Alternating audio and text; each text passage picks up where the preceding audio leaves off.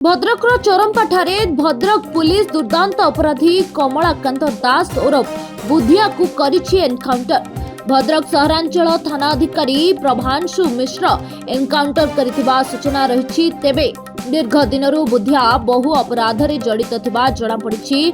से जणे sharp shooter नाम परिचित। से प्रथमे पुलिस देखि आत्म सुरक्षा पाई गुली करिथिला एवं से विभिन्न बैंक डकायती बड़ बड़ चोरी अपराध रे संपृक्त थिबा जणा पड़िछि। भद्रक सहरांचल थाना अधीन चरंपा मालगोदाम निकट रे एनकाउंटर करा जायछि।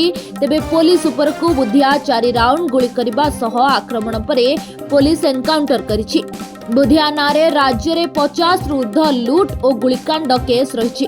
बुधियार सहयोगी बाइक रे फेरार हो जाइछि।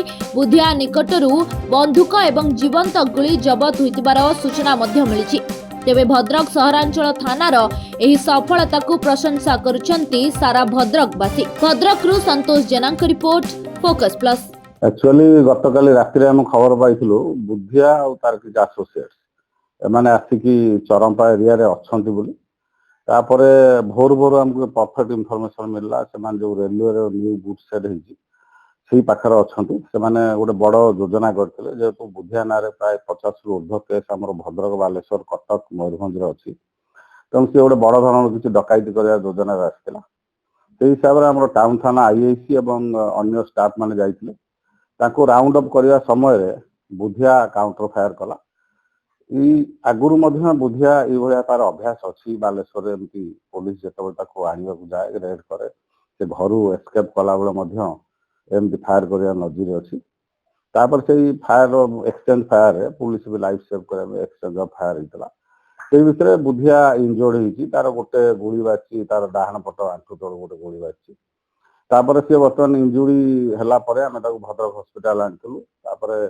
एठू ट्रिटमेंट प्रिलिमिनरी ट्रिटमेंट ही कटक को जाइए। बुधिया नारे जी केस अच्छी आम जाचु आर कि बासुदेवपुर अन्य केस अच्छी भी तदंताधीन अच्छी। अन्य जिला मानक कहुई भी देखिए भेरीफाई कर कौन कौन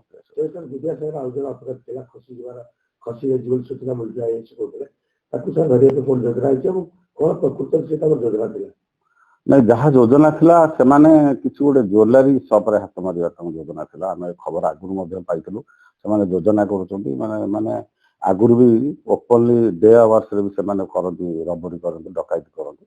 तेणु से योजना रखी आर जो एक्टिविटी पलि जाइए आम बालेश्वर जिलार बॉर्डरिंग थाना सबू आम थाना को सब अलर्ट कर विभिन्न जगह नाका भी चलती।